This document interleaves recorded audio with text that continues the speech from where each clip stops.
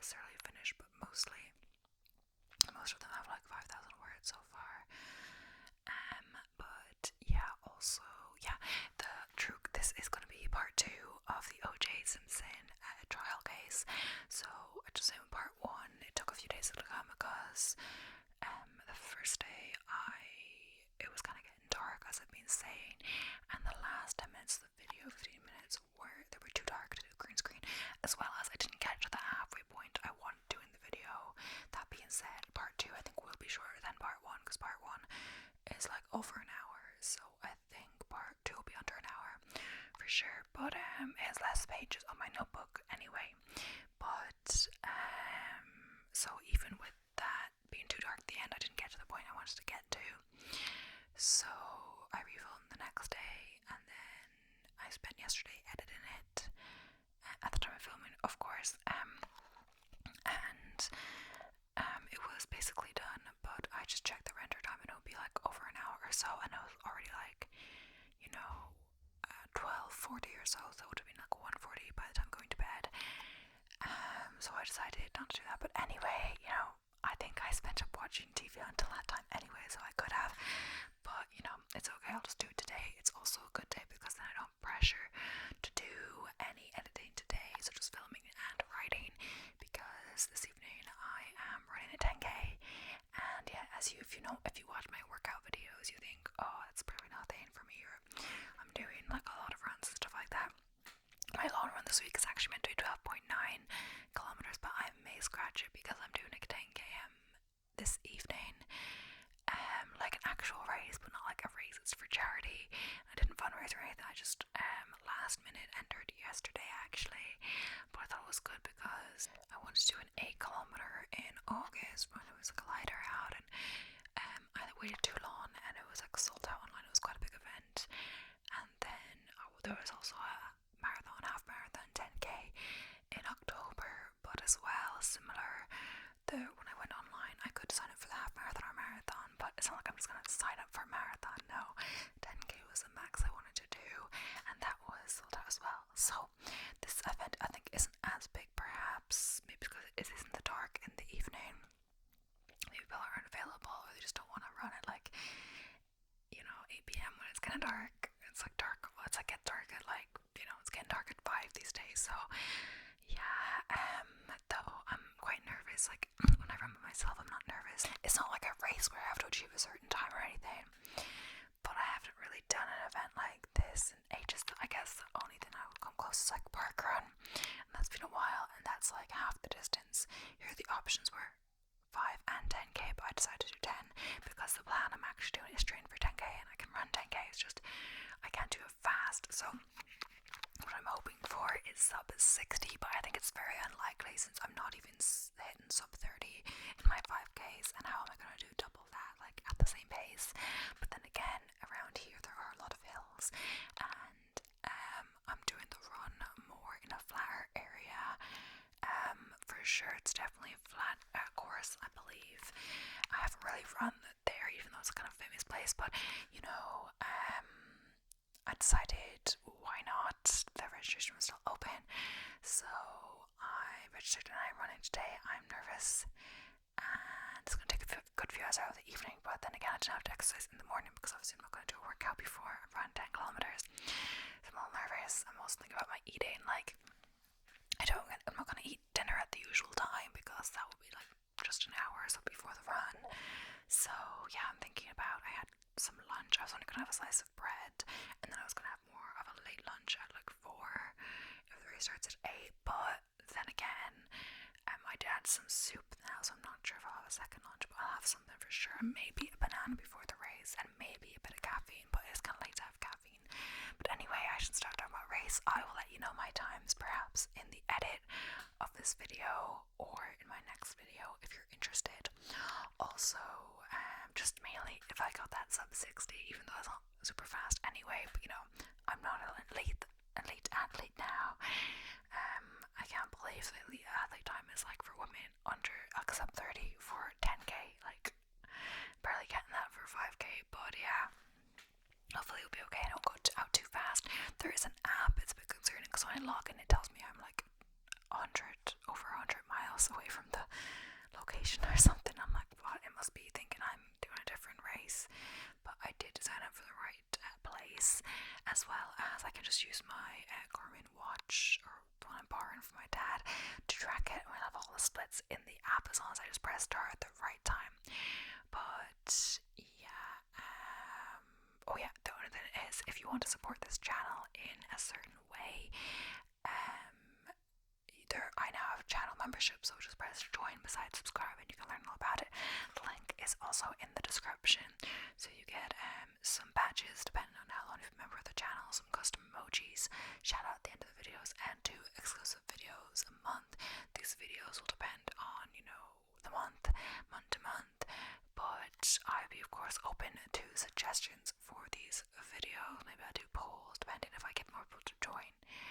And yeah, also if you want to support me in a different way but you don't want to do a monthly subscription, you can buy me a coffee, and the link to that is also in the description. So without further ado, I'll get straight into the video. So first up, I think I have to correct something. Because I haven't uploaded the one yesterday. I haven't uploaded the other part 1 yet, but it will be by the time you listen to this, obviously. But I will write in text, so I'm not sure if you just listen to my videos and not read it, but there will be text, and perhaps in the description saying that I made a mistake, or perhaps I wasn't exactly clear on what happened. But I will preface it at the start of this video. Basically, technically I could add in a bit, or cut that bit out. I don't know. Either way, I'm not sure.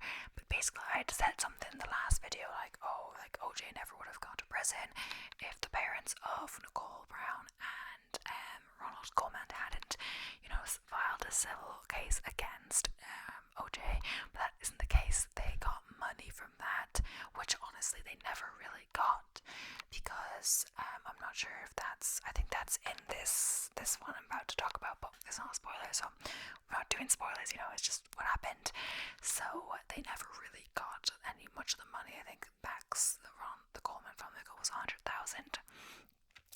out of, it was meant to be, I think, shared between them $33.5 million, which is a big jump because OJ moved to Florida and filed for bankruptcy, so his pension couldn't be touched, a lot of his assets couldn't be touched.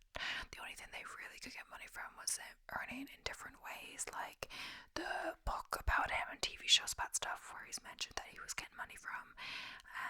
They could get that, but I thought he'd gone to prison because of that, but no, he went to prison and is already out because of robbery. I mentioned this at the very end of the video. I didn't know that, so that was actually why he went to jail for 9 years. I didn't even know that. I thought it was the murder, but honestly before this I hadn't heard that much about it. I think we talked about it in school, but that's about it. And that's crazy, honestly. I didn't know that properly, so apologies for getting it wrong before. And it's just, I guess he was acquitted, that's the thing. But it's just crazy that he's done more time for robbery. I guess there's also perhaps a kidnapping, which, yeah. But crazy that he's done more time for that than murder, 2 murders. But I guess they never really found him really guilty, but, everyone kind of knows he's done it. But yeah, so we're going to move on straight to part 2 of the video. And yeah, I feel like I should always be starting these earlier in the day, but it always ends up being later. I planned to film 2 videos today, but I think I'll only get to this one. And it's a little annoying because I did a video yesterday, which I filmed yesterday, but it was too dark, I believe. I am starting a good hour earlier today, so hopefully it will be fine.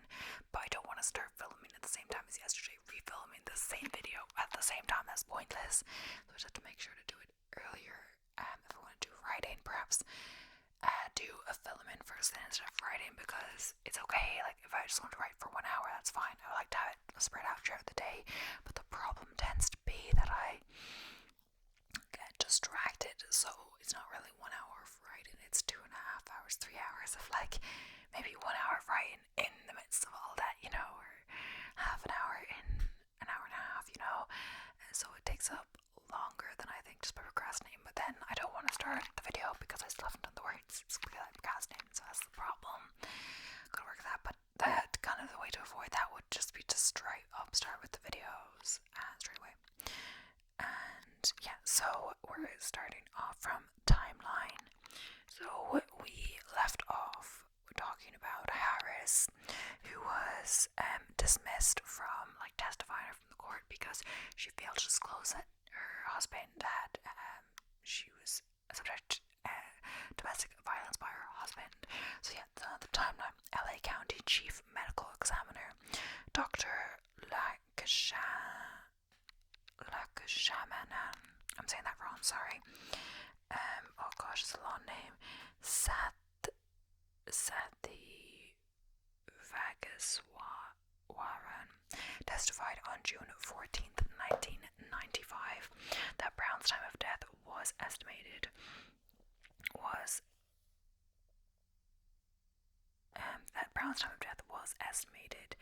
between 10 p.m. and 10:30 p.m. Cato Kalin testified in March 22, 1995 that he last saw Simpson at 9:36 that evening. Simpson was not seen again until 10:45 p.m.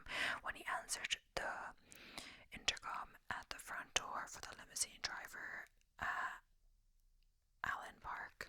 Simpson had no alibi for approximately 1 hour 18 minutes, during which time the murders took place. Alan Park testified on March 28th that he arrived at Simpson's home at 10:25 p.m. on the night of the murders and stopped at the Rockingham entrance. Simpson's Bronco was not there.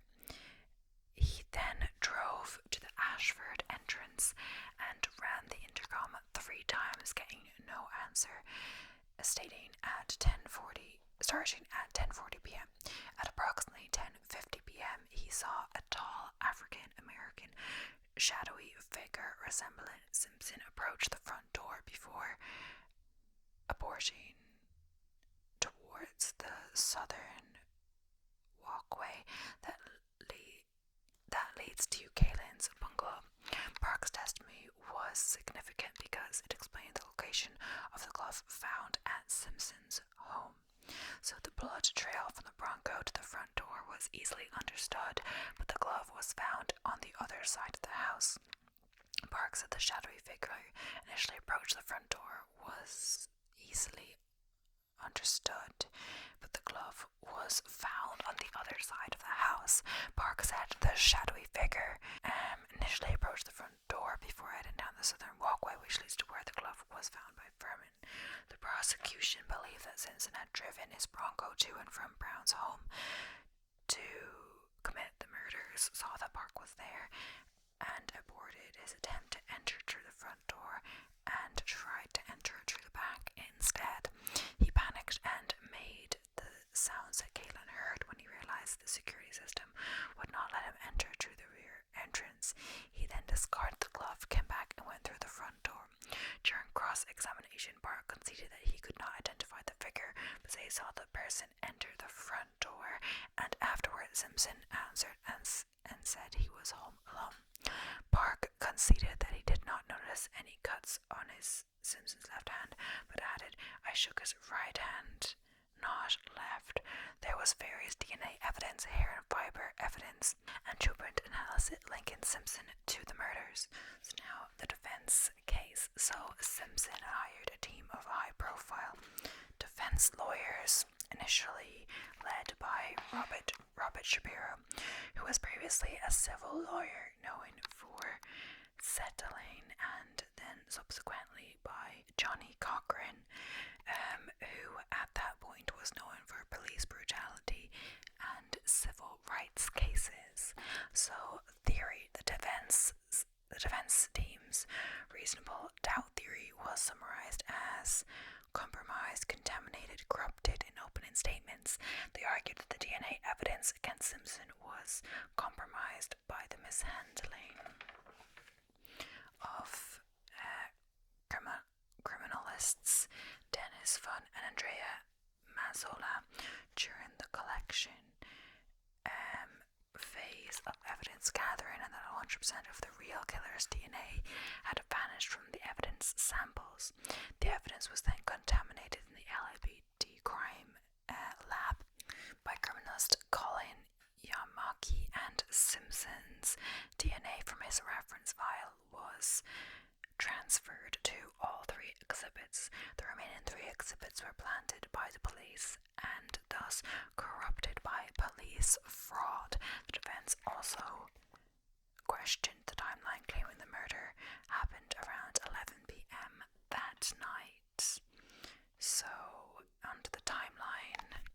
So, Dr. Robert Senga testified on July 14th, 1995 that Simpson was not physically capable of carrying out the murders due to chronic arthritis and old football injuries. During cross-examination, the prosecution produced an exercise video that Simpson made a few weeks before the murders.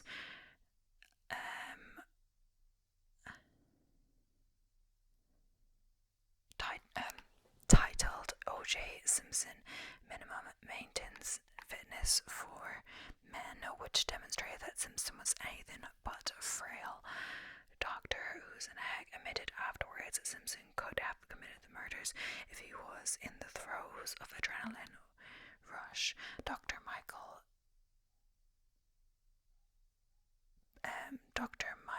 Payton, a forensic pathologist, testified the murders happened closer to 11 p.m., which is when Simpson has an alibi, and stated that Brown was conscious, standing, and took a step after her throat was cut, that Goldman was standing and fighting his assailant for 10 minutes with a lacerated jugular vein. After the trial, Payton admitted his claim of Goldman's lawn strangle was inaccurate, and that testifying for Simpson was a mistake. Critics claimed that Payton knowingly gave false testimony in order to collect $100,000 retainer because the week before he testified, Dr. Gerdes admitted that Goldman's blood was in Simpson's Bronco, despite Goldman never having an opportunity in his lifetime to be in the Bronco. Compromised and contaminated, Barry Schmeck and Peter Neufeld argued the results from the DNA testing were not reliable because the police were sloppy in collecting and preserving it from the crime scene. Fung and Mazzolo did admit to make several mistakes during evidence collection, which included not always changing gloves between handling evidence items, packaging and storing the evidence items using plastic bags rather than paper bags as recommended, and storing them in the police van, which was not refrigerated for up to 7 hours after collection.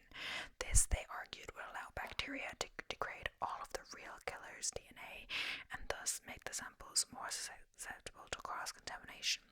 In the LAPD crime lab, the prosecution denied the mistakes made by Fun and Mazzola changed the validity of the results.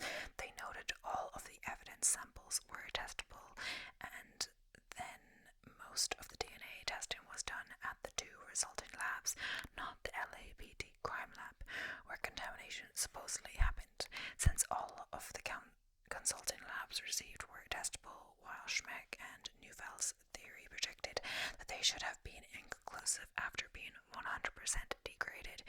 The claim that all the DNA was lost to bacterial degradation was not credible. The prosecution denied that contamination happened in the LAPD crime lab as well, because the result would be a mixture of the real killer's DNA and Simpson's DNA, but the results show that only Simpson's DNA was present. The prosecution also noted the defense declined to challenge any of those results by testing the evidence themselves. Marcia Clark called Schmeck and Neufeld's claims a smokescreen. The contamination claim was made by microbiologist Dr. John Gertz. He testified on August 2nd, 1995, that forensic PCR DNA matching is not reliable, and the LAPD crime lab has a substantial contamination problem. It is chronic in the sense that it doesn't go away. Gertz testified that because of the LAPD history of contamination, he would not consider any of the PCR DNA matches in the release reliable because the tests were carried out by the LAPD. He also claimed that the consulting labs' PCR DNA matches were not reliable as the evidence they tested went through the LAPD for packaging and shipping. Garrett's believed only 3 of the DNA matches to have been valid, which were the same 3 the defense alleges were planted by the police. During cross-examination, Dr. Garrett admitted there was no evidence that cross-contamination had occurred, and they was only testifying to what might occur and not what actually did occur. He accepted that the victim's blood was in the Bronco and Simpson's blood was at the crime scene, and neither was to do with contamination. He also conceded that nothing happened during package and shipping that would affect the validity of the results of the 2 consulting labs. The prosecution implied that Garrett was not a credible witness. He had no forensic experience and had only testified for criminal defendants in the past, and always said the DNA evidence against him was not reliable due to contamination. Clark also implied that it was not a coincidence that the 3 evidence items he initially said were valid were the same 3 the defense claimed were planted, while the other 58 were all false positives, and the 47 substrate controls, which are used to determine if contamination occurred, were all false negatives. Defense forensic expert Dr. Henry Lee testified on August 24th, 1995 and admitted that Garrett's claim was highly improbable. So the police conspiracy allegation. The defense initially only claimed that 3 exhibits were planted by police, but eventually argued that virtually all of the blood evidence against Simpson was planted in a police conspiracy. They accused prison nurse Thano Peritis, criminalists Dennis Von, Andrea Mazzola, and Colin Yamakshi and Vanater and Furman of participating in a plot to frame Simpson. In closing arguments, Cochran called Furman and Vanater twins of deception and told the jury to remember Vanater as the man who carried the blood and Furman as the man who found the glove.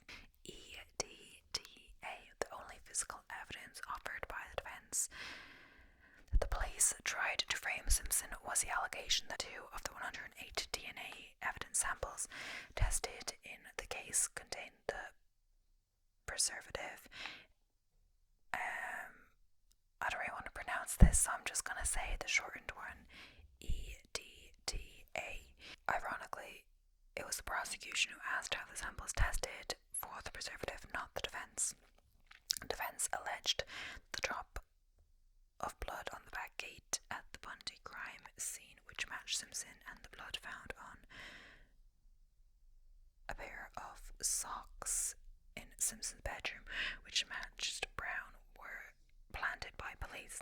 In order to support the claim, the defense pointed to the presence of ETTA, a preservative found in the purple topped collection tubes used for police reference files in the samples.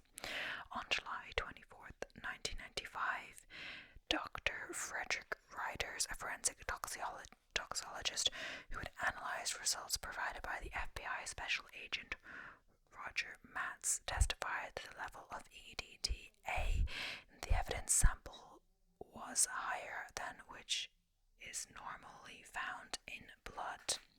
So this seemed to support the claim that they came from reference files. During cross-examination, Clark asked Dr. Reiters to read out loud the portion of the EPA article that stated what the normal levels of EDTA in blood are, which he referenced during his testimony. This demonstrated that he misread it and that the levels found in the evidence samples were consistent with those found in blood that was not preserved in a police reference file. Dr. Reiters then claimed it was a typo, but the prosecution produced a direct copy from the EPA confirming the normal amount of EDTA found in unpreserved blood. The prosecution also had Dr. Reiters admit that EDTA is found in food, and specifically the ingredients used in McDonald's Big Mac and French fries that Simpson had eaten that night with Kato Kalin. FBI Special Agent Roger Martz was called by the defence on July 25th, 1995 to testify that EDTA was present in the evidence samples, yet instead said he did not identify EDTA in the blood, contradicting the testimony given by Dr. Reiters the day before. Initially, he conceded the blood samples responded like EDTA responded and was consistent with the presence of EDTA, but clarified his response after hearing during the lunch break that everyone is saying that I found EDTA, but I am not saying that. When the defense accused their own witness of changing his demeanor to favor the prosecution, he replied, I cannot be entirely truthful, but by only giving yes or no answers, Martz stated that it was impossible to ascertain with certainty the presence of EDTA as well. The presumptive test for EDTA was positive. The identification for EDTA was inconclusive. Martz also tested his own unpreserved blood and got the same results for EDTA levels as the evidence samples, which he said conclusively disproved the claim. The evidence blood came from the reference files. He contended that the defense had jumped to conclusions from the presumptive test results, while his tests had in fact shown that these blood stains did not come from the preserved blood. So now moving on to the back gate. The defense alleged that Simpson's blood on the back gate at the Bundy crime scene was planted by the police. The blood on the back gate was collected on July 3rd, 1994, rather than June 13th, the day after the murders. The volume of DNA on that blood was significantly higher than the other blood evidence collected on June 13th. The volume of DNA was so high the defense conceded that it could not be explained by contamination in the lab, yet noted that it was unusual for that blood to have more DNA on it than the other samples collected at the crime scene, especially since it had been left exposed to the elements for several weeks and after the crime scene had supposedly been washed over. On March 20th, 1995, Fanatter testified that he instructed Fung to collect the blood on the gate on June 13th, and Fung admitted he had not done so.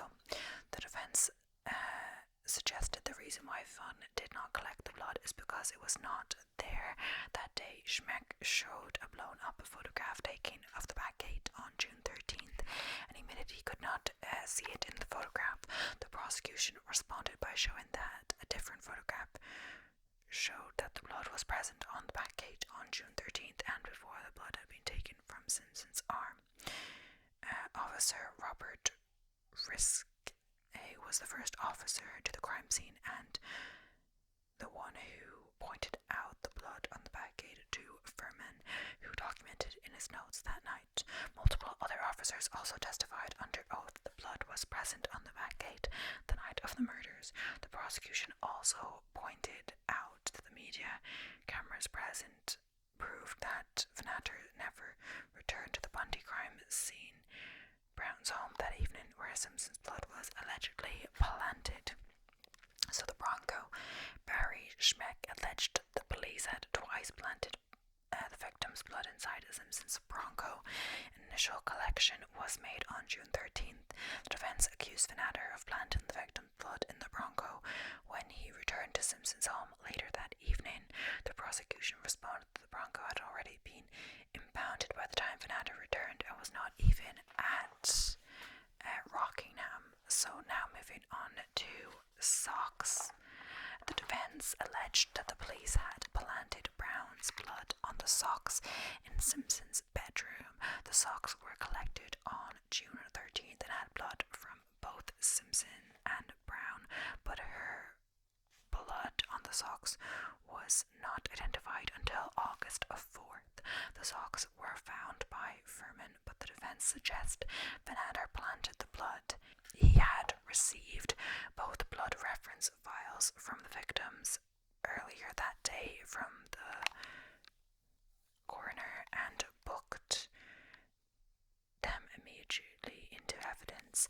Fanatter then drove back to Rockingham later that evening to hand deliver the reference files Simpson to fun, which the defense alleged gave him opportunity to plant the blood.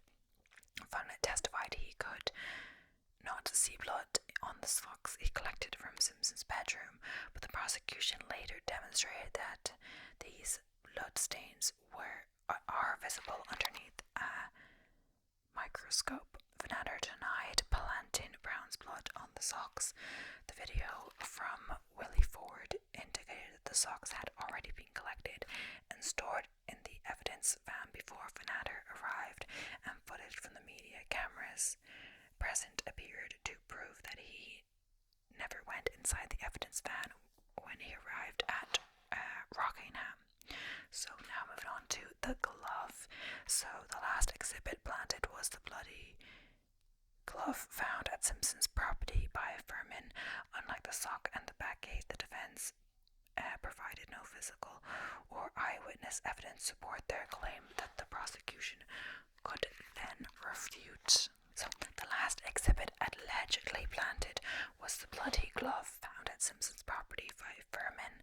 Unlike the sock and the blood on the back gate, the defense provided no physical or eyewitness evidence to support their claim that the prosecution could then refute. Jeffrey Dubin published an article in the New Yorker months before the trial began, which cited a source in Simpson's defense team that they intended to accuse Furman of planting the glove with the motive being racism. Robert Shapiro later admitted he was Tobin's source. Defense attorney F. Lee Bailey suggests that Furman found the glove at the crime scene, picked it up with a stick and placed it in a plastic bag, and then concealed it in his sock when he drove to Simpson's home with detectives Lang, Fanatter, and Phillips. Bailey suggested that he had then planted the glove in order to frame Simpson, with the motive either being racism or a desire to become the hero in a high-profile case. Scheck also suggested that Furman broke into Simpson's Bronco and used the glove like a paintbrush to plant blood onto and inside the Bronco. The prosecution denied that Furman planted the glove. They noted that several officers had already combed over the crime scene for almost 2 hours before Furman arrived, and none had noticed two gloves at the scene. Land testified that 14 other officers were there when Furman arrived, and all said there was only one glove at the crime scene. Lieutenant Frank Spegler also testified that he was with Furman for the duration of his time there, and stated he would have seen Furman and purloin the glove if he had in fact done so.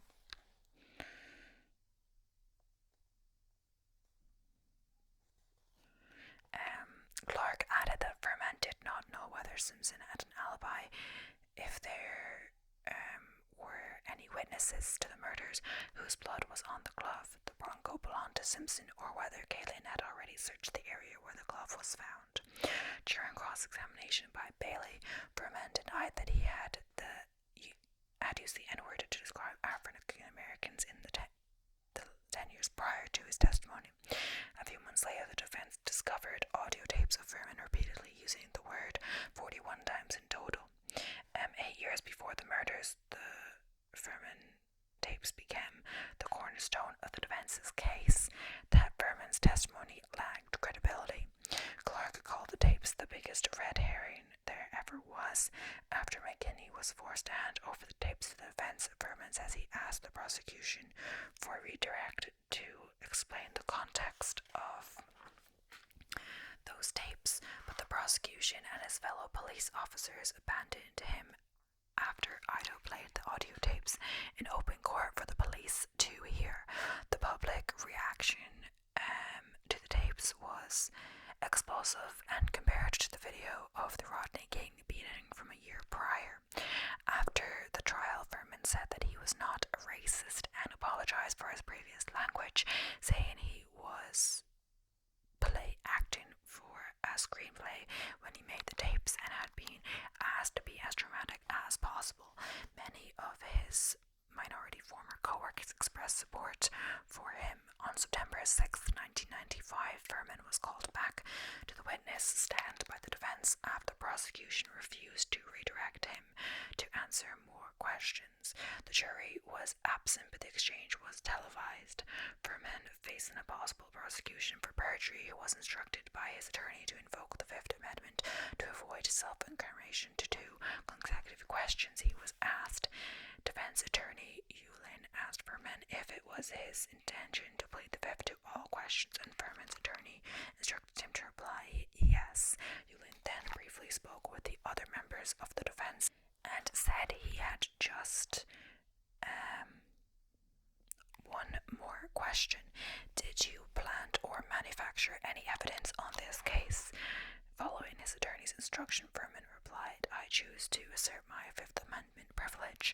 Cochran responded to Furman's pleading the Fifth by accusing the other officers of being involved in a cover-up to protect Furman and asked Judge Ido to suppress all of the evidence that Furman found. Ido denied the request, stating that pleading the Fifth does not imply guilt and there was no evidence of fraud. Cochran then asked that the jury be allowed to hear Furman's taking the Fifth, and again Ido denied his request.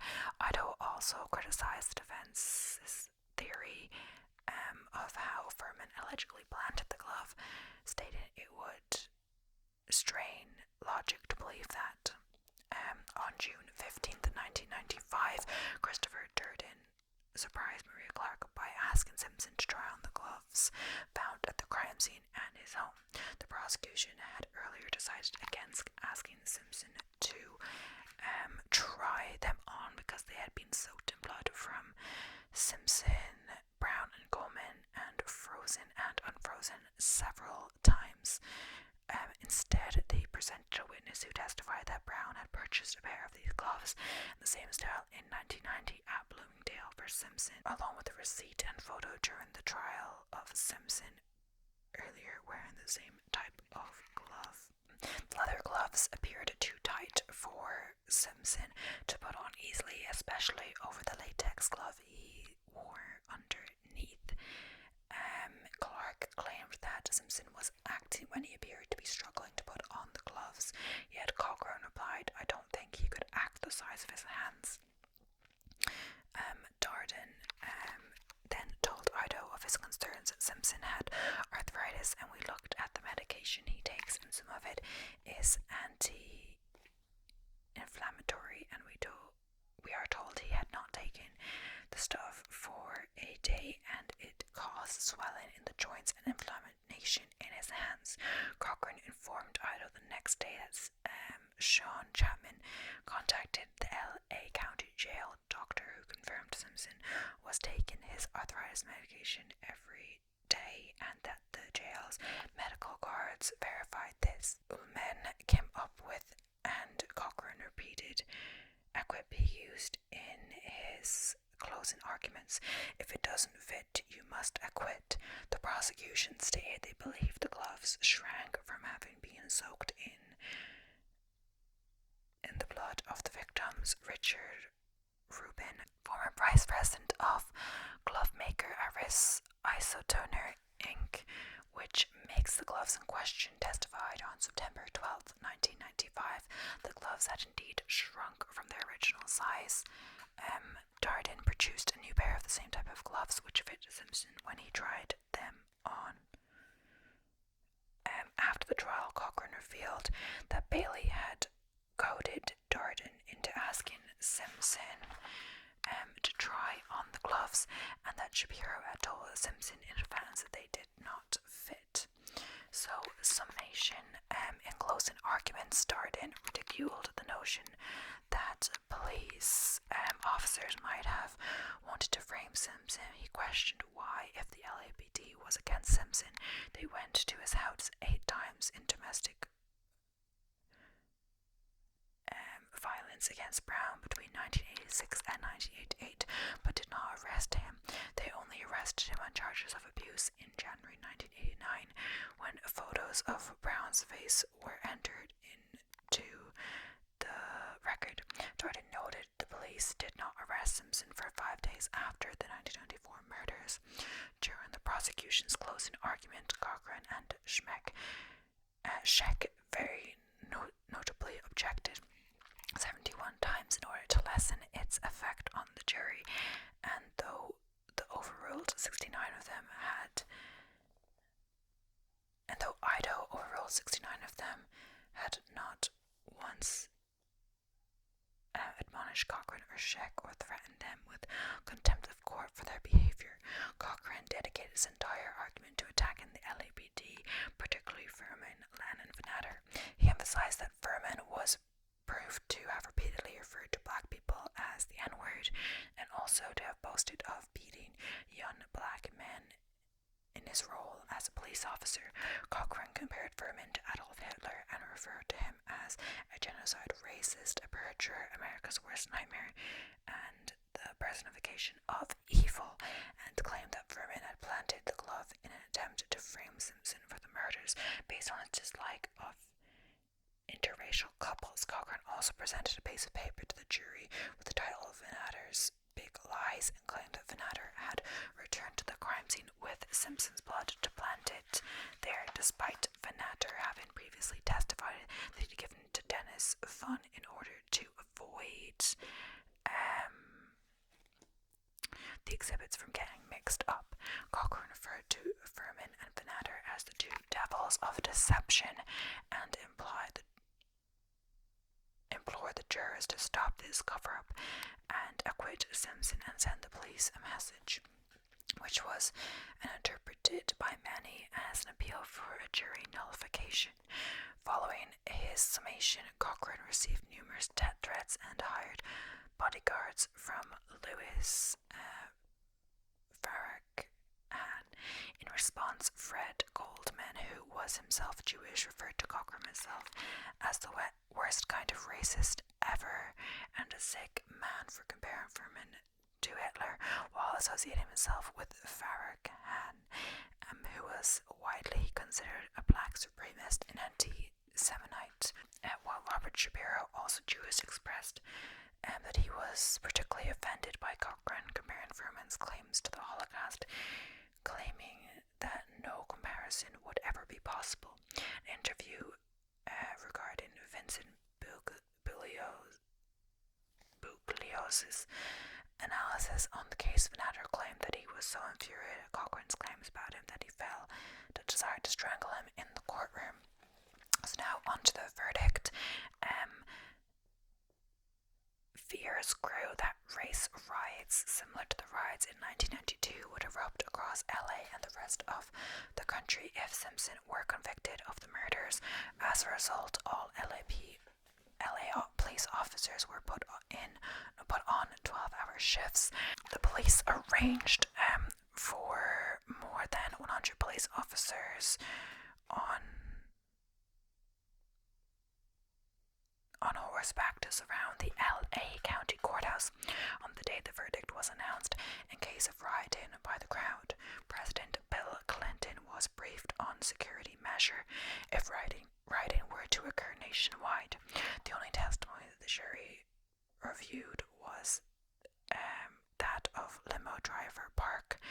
At 10:07 a.m. on Tuesday, October 3rd, 1995, Simpson was acquitted on both counts of murder. The jury arrived at the verdict by 3 p.m. on October 2nd after 4 hours of deliberation, but it postponed the announcement.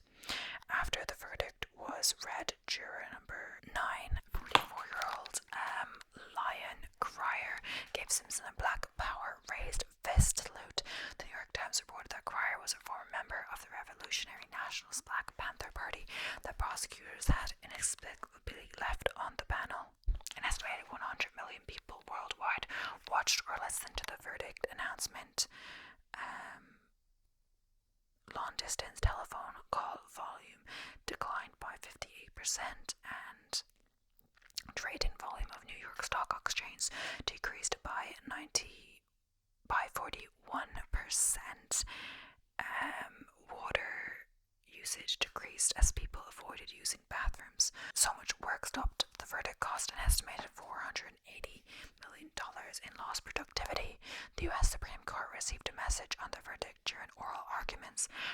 justices quietly passing the note to each other while listening to the attorney's presentation. Congressmen canceled press conferences with Joe Lieberman, telling reporters, "Not only would you not be here, but I wouldn't be here either." So, acquittal and aftermath. So, African American LAPD police chief Willie Williams indicated that he had no plans to reopen the investigation, saying of the acquittal, "It doesn't mean there's another murderer." The LAPD also declined to re-examine the evidence with modern methods because Simpson cannot be tried for the same crime again under the Fifth Amendment. So, legislative changes. The strong public reaction to Brown's letters and statements describing her abuse spurred passage of the Violence Against Women Act, in which Clark and Douglas referred to as the OJ rule. After the trial, researchers reported increased reporting, arrest, and harder sentences for those convicted of domestic violence. Next up, analysis of polling data. So after the verdict, polling showed that 75% of white Americans thought Simpson was guilty, while 70% of black Americans thought he was innocent. An NBC poll taken nearly a decade later in 2004 reported similar results, with 7% of whites believing Simpson was guilty compared to only 27% of black respondents believed. So, 2 decades after the verdict, polling showed the gap had narrowed, with the majority of both now believing he was guilty, 83% of white and 57% of black Americans. So now moving on to the civil trial in 1996, Fred Coleman and Sharon Goffo, the parents of Ron Coleman and Lou Brown, father of Nicole Brown, filed a civil suit against Simpson for wrongful death. The plaintiffs were represented by Daniel Bertozzi and Simpson by Robert Baker. Presiding Judge Hiroshi Fujisaki did not allow the trial to be televised, did not sequester the jury, and prohibited the defense from alleging racism by the LAPD and from condemning the crime lab. The physical evidence did not change, but additional evidence of domestic violence was presented, as well as 31 pre-1994 photos of Simpson wearing Bruno Magli shoes, including one that was published 6 months before the murders, proving it could not be a forgery. Results from a polygraph test that Simpson denied taking showed extreme deception when he denied committing the murders. Berman did not testify, but Simpson did on his own behalf and lied several times. The jury found Simpson liable for the murders and awarded the victim's family $33.5 million in compensatory and punitive damages. Simpson filed for bankruptcy afterwards and relocated to Florida to protect his pension from seizure. His remaining assets were seized and auctioned off, with most being purchased by critics of the verdict of the criminal trial to help the plaintiffs recoup the costs of litigation. Simpson's Heisman Trophy was sold for $255,500 to an undisclosed buyer. All the proceeds went to the Coleman family, who said they have only received 1% of the money that Simpson owes from the wrongful death suit. There are various media adaptations of OJ's stories and references in music, TV shows, film, etc. In September 2007, Simpson led a group of men into a Las Vegas hotel and a casino to steal what he claims was his own sports memorabilia. At gunpoint, Simpson was charged with multiple felony charges, including kidnapping and armed robbery. In 2008, Simpson was found guilty in the botched robbery and sentenced to up to 33 years in prison. In October 2017, OJ is released from prison, having served 9 years, and in December Simpson was granted early release from parole. So he was granted a release with parole October 2017, and in December 2021 he was released from parole for good behaviours. He only served like 9 years of his 33 sentence, but often cases when it's a large sentence you can get out for good behaviour before that anyway. So I'm going to just say again, I apologise. In my previous video I said that, you know, if Ron Goldman's parents and Nicole Brown's parents, if they had never filed a civil suit against him, he would never go to prison. But just looking up about that, I was wrong for sure. Yeah, they, from the trial, they got money, not him in jail, and he went to jail because he tried to do a robbery later in his own life. A good bit later, so he never went to jail after that, which I thought he did. Oh my gosh, I can't believe I thought that. But either way, he did have to pay them $33.5 million in damage or something like that, but he only ended up paying, I think, $100,000 or a bit more than that to the Goldman family. I'm not sure about the Brown family, just what I read, because he moved to Florida and filed for bankruptcy, and they have very strong bankruptcy laws, so they couldn't touch his pension, which was quite good because, you know, he was a former like professional sports player, and so I think he was getting $20,000 a month for pension, which is quite high. And I think his assets or something, they couldn't touch that. They could only get money from like stuff that his name was used in, like books, TV shows, stuff like that.